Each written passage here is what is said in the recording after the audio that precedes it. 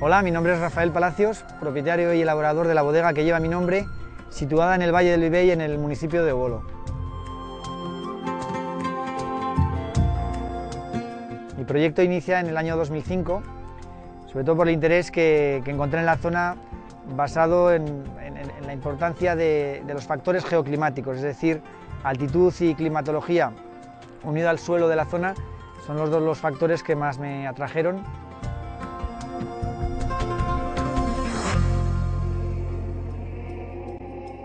Actualmente elaboro dos vinos, son As-Sortes, Val do Vivey y Louro do Bolo, y se comercializan principalmente en el mercado español, Centro Europa y Norte de Europa, Asia y Estados Unidos y Puerto Rico.